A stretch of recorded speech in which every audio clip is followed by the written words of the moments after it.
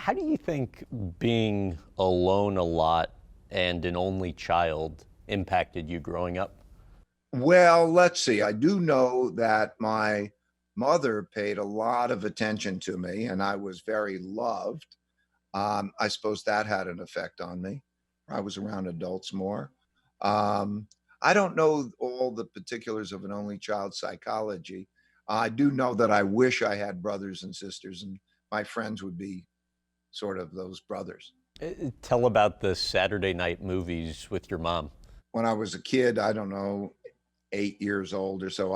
And that time I would remember we would uh, watch horror movies, and she would make cookies, chocolate chip cookies, and that we would together watch the movie. So I remember that well, and I had a very close relationship with her. She was very loving.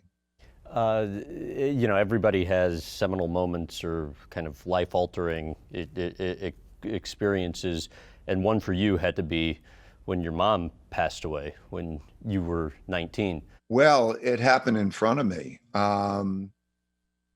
She had a heart attack, and she was dying, and she was on the bed, and my dad was there, and I tried to revive her.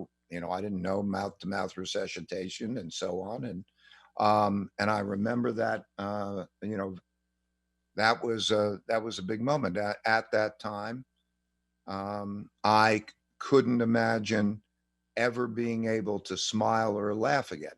I would have conversations with her, mental conversations, because I would know what she would say under the particular circumstances. It was the first time somebody who I loved deeply died, and I went through that experience with my dad. Again, I was only child, so it was an experience that brought us closer together.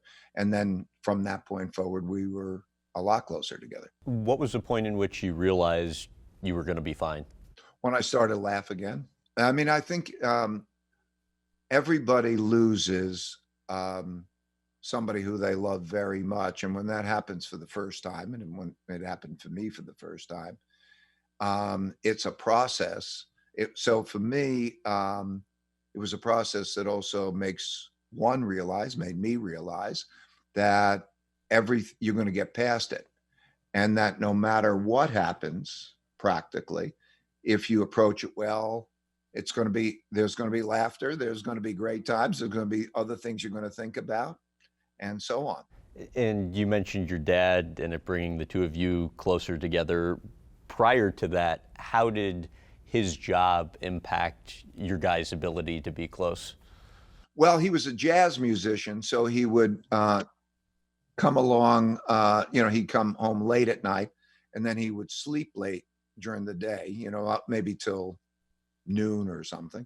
Um, and so we had a good relationship, but it was more. He was a very strong man who also wanted to make sure that I was taking care of my errands and doing things well. This is a guy that fought in the Korean War and World War II. Had to teach you a lot about work ethic too.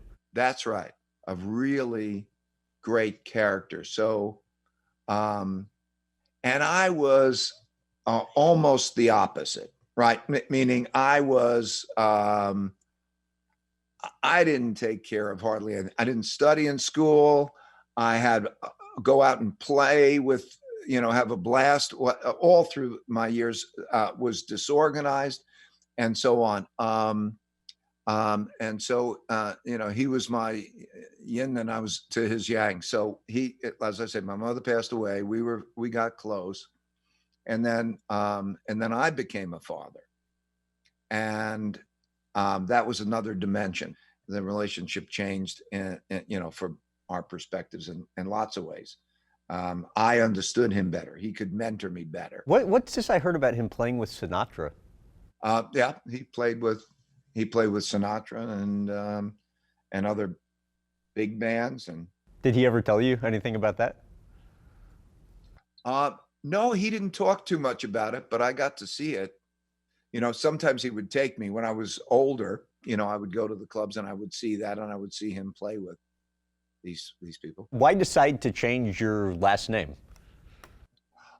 Because my last name was Dalio, Dallolio, and it was long and it was difficult for people. So I wanted to shorten it.